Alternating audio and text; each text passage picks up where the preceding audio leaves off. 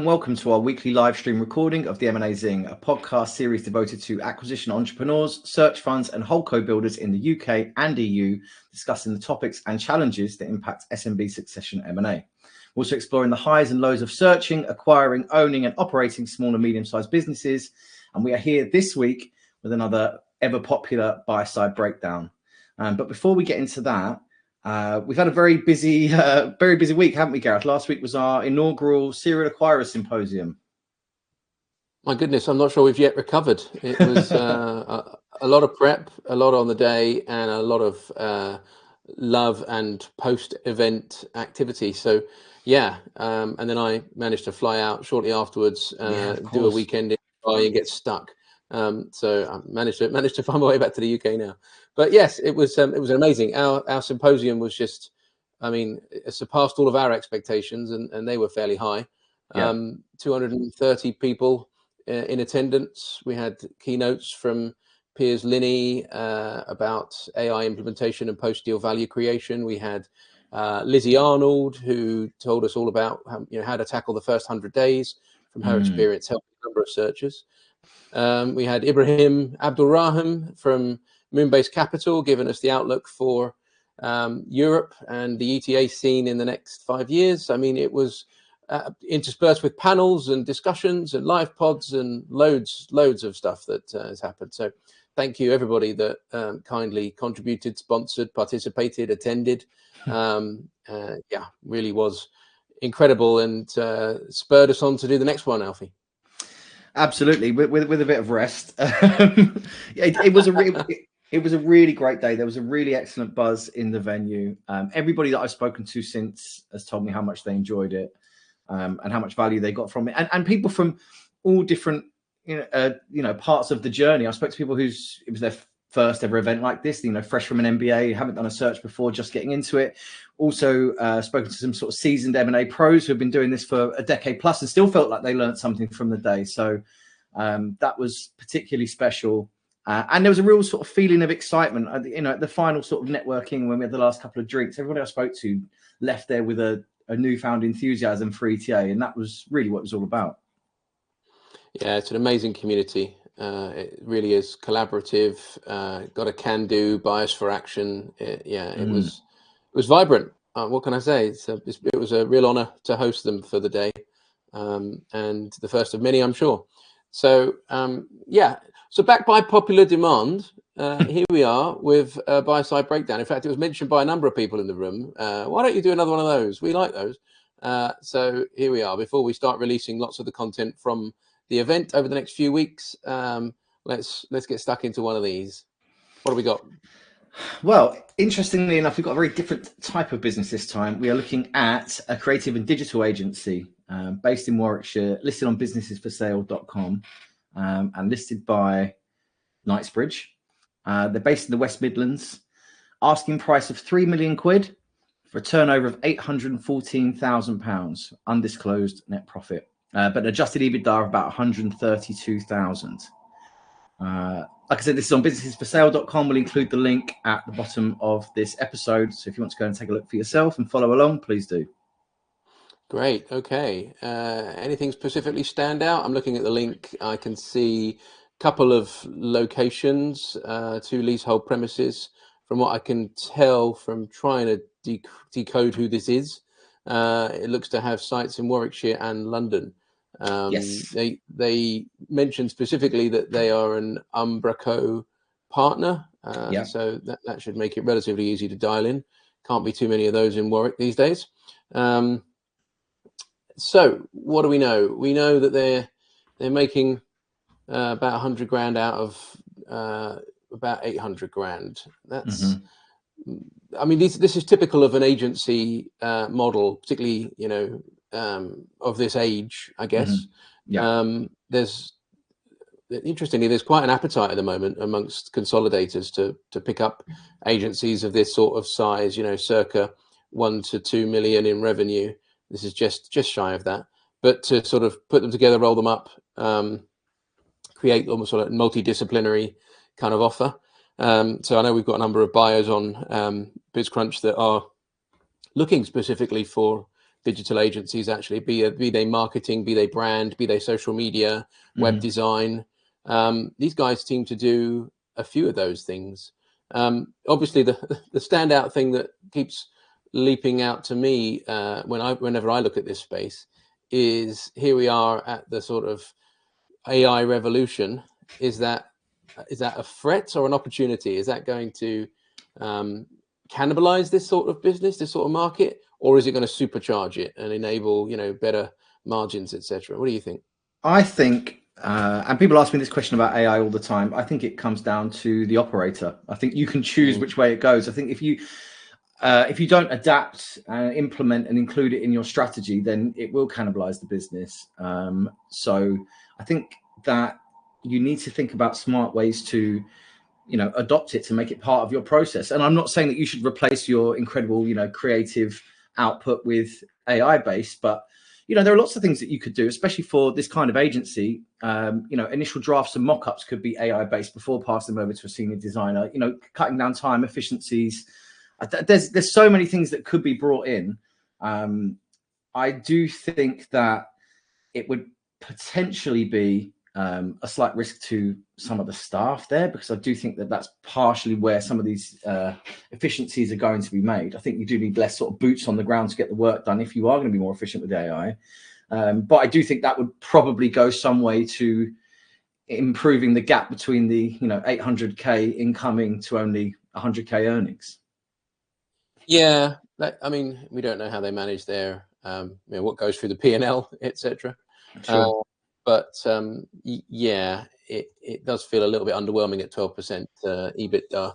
I imagine that the agency could grow its EBITDA either through decosting some of the back office, and AI could be super helpful there, or using AI to augment the staff and increase the capacity of the business to do more, broaden the offer, take on more clients without having to grow the overhead, and that in itself will grow the returns.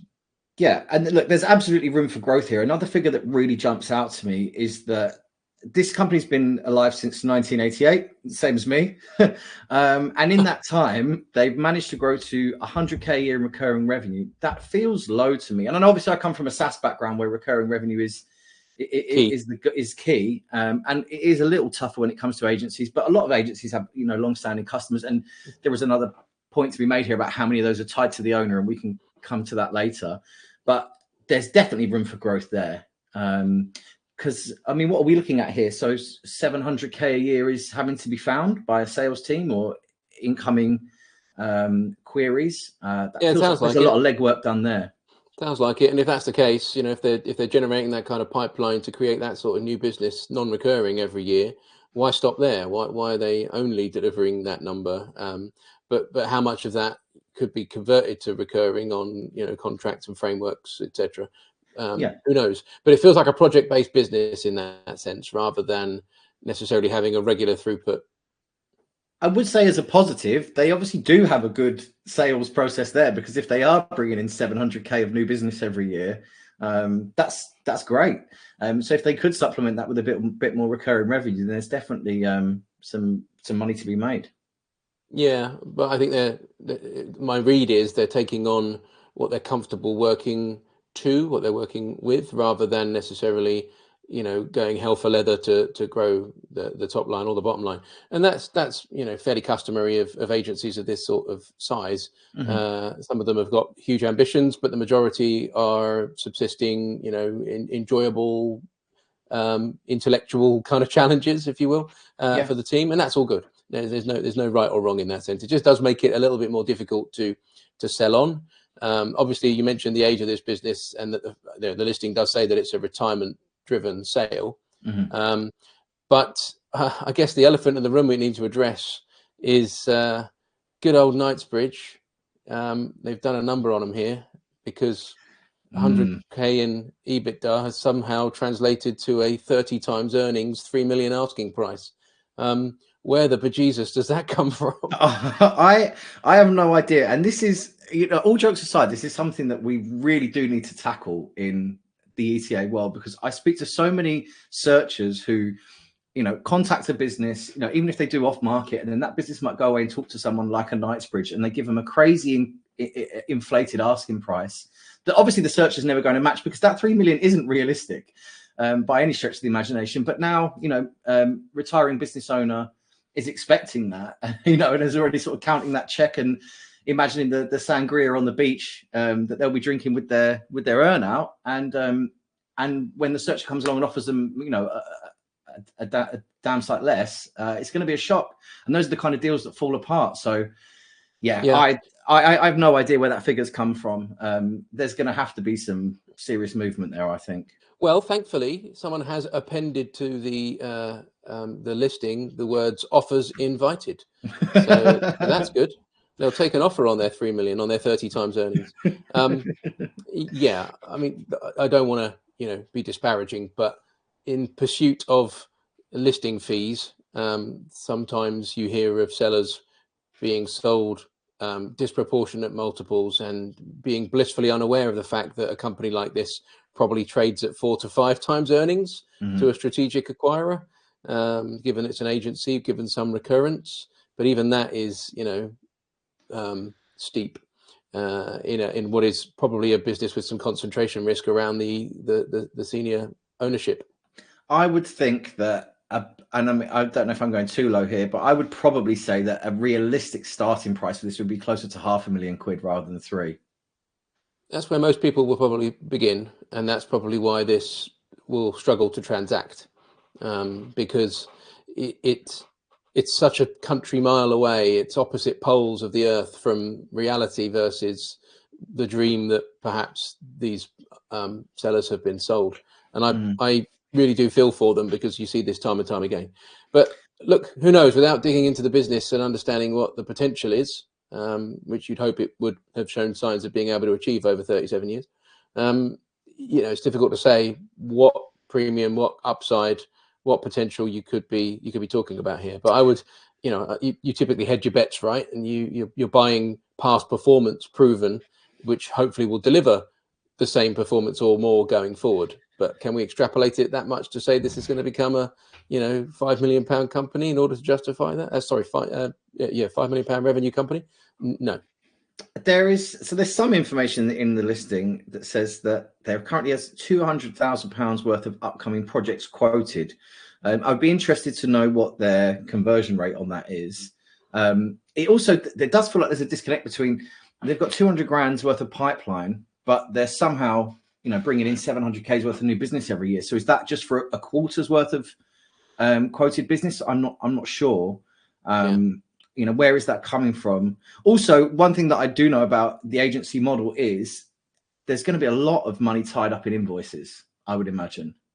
A lot of that revenue. Well, I think the balance sheet certainly proves that out. You can see that the assets are basically trade debtors. Okay. About 380 grand of trade debtors. So yeah, I mean, you'd wonder about credit control. That feels like that's getting on for 50% of an annual revenue that's outstanding for payment. I'm not sure what's going on there, but at year end, I would look for that to be as captured as possible, right? And to be pulling in that money. So yeah, very odd that it would have. I mean, is that normal, Alfie? Can you speak to that? Whether those sort of credit cycles, which look protracted to me, is the norm in agency work? I mean, having slightly longer cycles is fairly common in agency work, but perhaps not to this scale. I'm unsure as to what's happening there. I mean, you can uncover anything when you start to dig into this. It may be that they have long-standing relationships with some of these customers, and they give them a little bit more leeway on their sort of payment terms. I would like to hope they have some really solid cash flow management going on there, because otherwise it feels a bit precarious, that.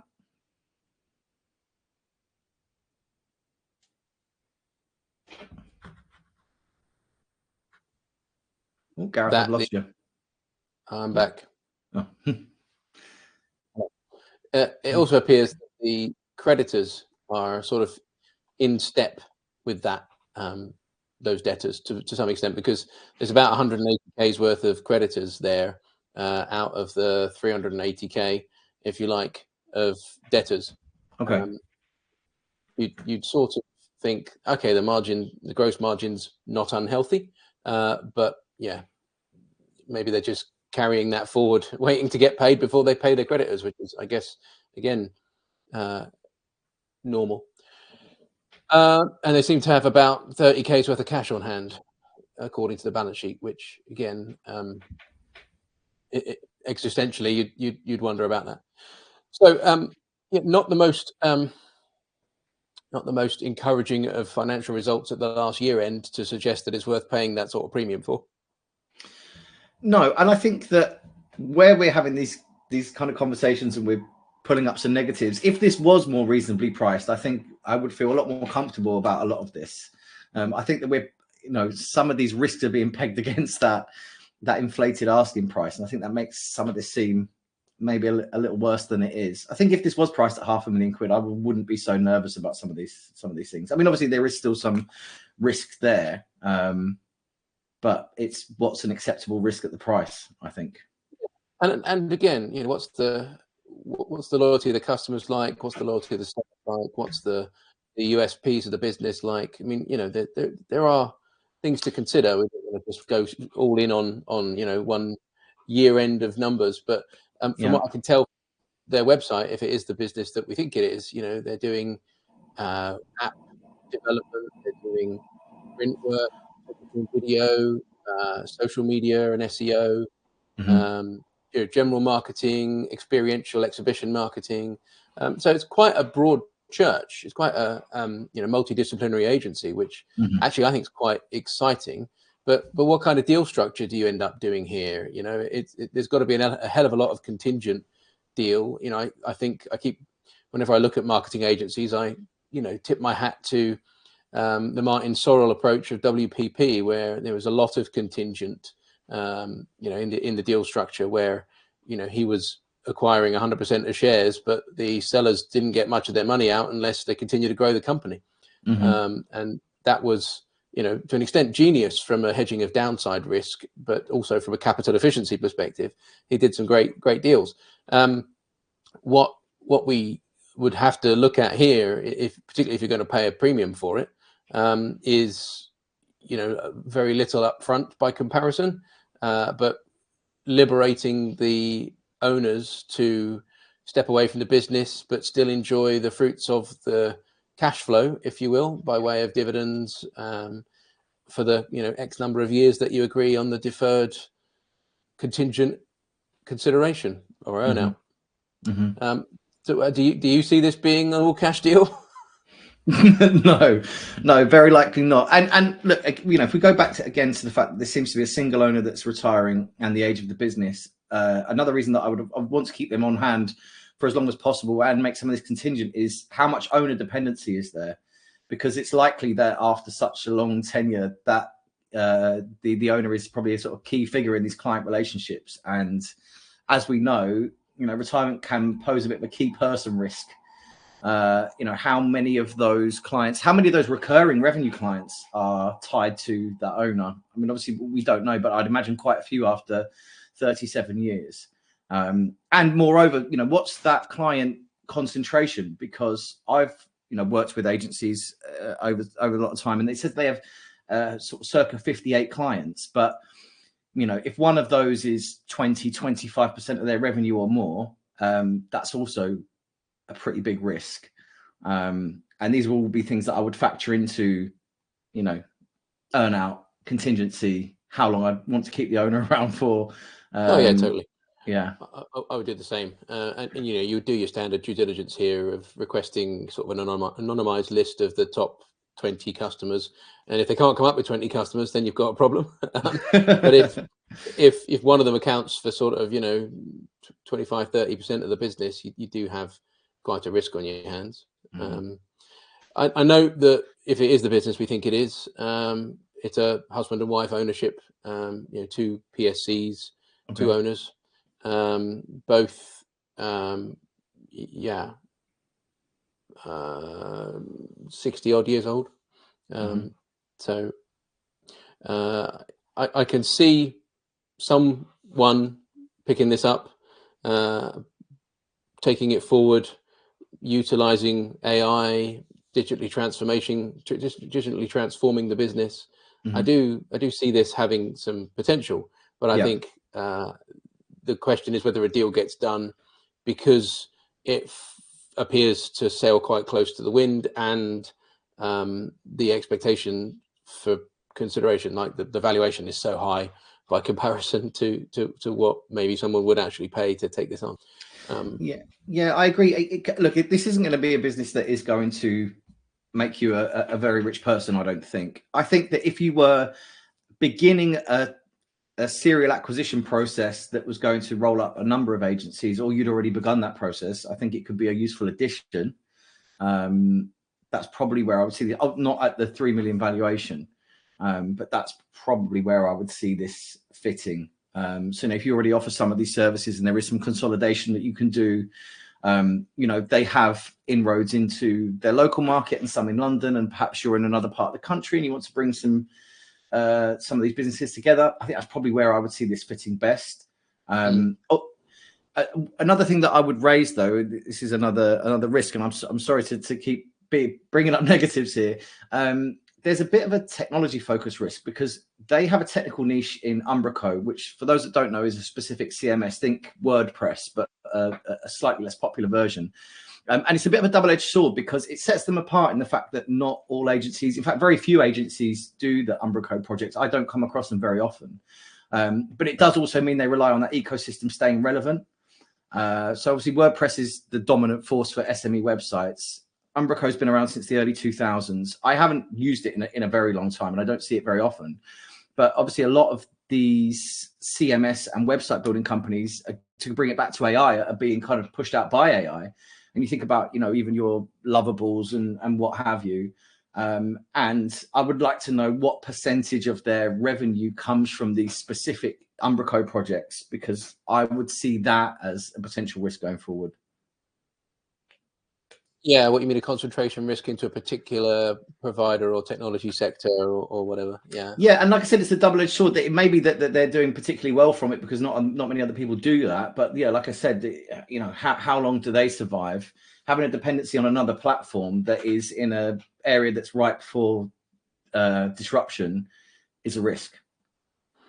Yeah, I think we should turn our attention to some of the positives, though, because I'm clicking through their sort of portfolio of work, and it's pretty impressive stuff, to be honest. Actually, they've got some nice marquee clients in law firms, top tier sports clubs, various co-workings, digital equipment firms. I would say there's a lot of merit in the client base, depending on how much of this is sort of continuous recurrent work that they get. But also looking at the team really looks to have, quite a lot of, I guess, youth, dynamism, talent within the roster. So I feel there's like merit and potential to this firm, definitely. It's just a question of finding the right home for it, really. But it's got a strong foundation. I totally agree. Lots of really great clients, and if it is the company that we think it is, now I'm fairly sure that it is. The work that they produce is super impressive, and it may be the case that if they are producing work of this caliber for clients of this caliber, they might be slightly undercharging for the revenue that they're bringing in. I would expect projects like this for these kinds of companies to be worth a bit more. So maybe there is room for someone to come in there and make some efficiency changes and up the prices a bit, and maybe there's some more margin to be made there, because there's some really, really great high-level work, prestige clients, and a great portfolio for anyone that does take this on and wants to go on and win new clients. So I'd be quite happy working with a company like this for my creative and digital work. Yeah, likewise. I think there's definitely something merit in here. So I guess, who buys it? Does it have to be a roll-up? Could it be an acquisition entrepreneur? Could it be somebody? I mean, we speak to a number of them that are looking at this space. Do you see a deal getting done by, you know, an MBA or a career changer at this level? It's difficult because at the size that it is, I would say that it might be a great sort of first deal. Don't go in over your head. Don't buy something too large and expensive. Learn the ropes and then perhaps, you know, go for another acquisition down the line. However, I would say that it's probably maybe a little bit difficult to hit the ground running with something like this unless you have a lot of experience. I think if you've got deep industry experience and you've run an agency before, it could be a great first acquisition. I think if this is your bread and butter and you know creative and digital super well, but maybe this is a great place to start. Obviously, you need to do some work on that valuation, but if they could come down to a reasonable price, I think it's got a lot going for it. So someone that's been in a commercial or design role within an agency, but now wants to run their own show, own their own outfit. Yeah, I see that definitely being an angle here. But you'd caution against coming at this if you weren't experienced in running an agency, doing marketing, digital, you know, projects. I would say so. I would, you know, I would think that if the people that run this company obviously know very much what they're doing, and this is where they've managed to take it in 37 years. I'd be surprised if somebody with very little industry knowledge could come in and improve it vastly in a short space of time. That's would be my thoughts. I think someone who is, dynamic, that's been working in this environment for a while, that knows what they're doing, and like you said, wants to run their own show. I mean, it could be a great candidate for a management buyout. You know, maybe there's someone on their team that could be the right person to do that and wants to take it over themselves. I think that somebody like that, I think, could do very well with this. Yeah, you wonder whether maybe even an employee ownership trust is a way of getting this away for the owners. Like, you know, if you've got some faithful, loyal staff here that have got the ambition to, you know, to own some equity, well, actually, EOT could be the route. Obviously, you have to have a high percentage of your staff that back that idea. But the tax efficiency of an EOT is definitely worth considering, because, you know, the owners could depart. It has to be a, you know, significant majority disposal, so they're not really able to retain much in the way of rollover equity. But, you know, everything they get in terms of continued payout from the business over a course of a few years is I think, basically tax free. Oh wow! So I didn't know that. Yeah, so it's a nice thing to do. Bit of cost and complexity to set them up, and there is a question over how onward sellable they are. You know, after the seller has been paid off. Sure. You know, if the EOT wants to exit, that's a little more cumbersome. That's not as well trodden yet. Not impossible, but yeah. So you wonder if maybe MBO EOT is a route here. But yeah, I think it looks on the face of it like a nice company that has got some potential, that if it embraced the sort of technology revolution that's coming around the corner, would have a sort of window of time to really capitalize. So thumbs up or thumbs down? It's a difficult one for me. I think with a better valuation expectation, I would give it a thumbs up. I think at the 3 million, it's a thumbs down. I think if we were looking closer to 500,000, it'd be a thumbs up. So I'm sorry, I know that's not a definitive answer, but if we're going to say as the listing is today, it's a thumbs down for me. Yeah. I always think it's worth a negotiation to see what the compelling, you know, proposition really could be. I would worry about concentration risk in terms of the customer acquisition and customer relationship management. If that's going out the door with the sellers, then what are you buying? But it looks like they've got an account director, and so they've sort of taken some of that, I guess, off of the owner. So I think it's worth a conversation. It looks like a nice business. The quality of work, the quality of team looks strong. It's not worth 3 million. And it kind of lives or dies, the deal, I mean, on whether a common ground accommodation could be found under 1 million for a business like this. So, you know, it might at best go for approaching 1 times revenue, but with a long tail on an earn out, I think, to make this affordable to to take over. It's going to be difficult to raise debt on a business like this. Yeah, absolutely. Look, for anyone listening, Gareth, if you are, that business owner in that position, do you think that there is more that they could do to push brokers to give them a more reasonable valuation? I know that they obviously want the best price that they can, but is there more that business owners could be doing to do the bit of their own research and not come to market way overpriced and put buyers off? There is an increasing amount of data available to sellers if they look. Deal Suite did a great job. Deal Suite did a fantastic job of releasing a report which had some useful information around multiples in different geographies and different verticals. Right. And I recommend that to any sellers reading, so they know what typically companies are changing hands for. Spoilers, it's not 30 times earnings. So yeah, I think information is key. Knowledge is power. I think unfortunately a number of sellers believe everything they're told and are lambs to the slaughter in that sense, from which I mean the deals don't get done because they're so far apart. It's sort of doomed from the outset because the expectations are inflated and everything is just going to be naturally disappointing. Mm-hmm. So it's I think single-handedly responsible for so many businesses just going, I might as well wrap it up then because I'm not going to get what I was promised for it.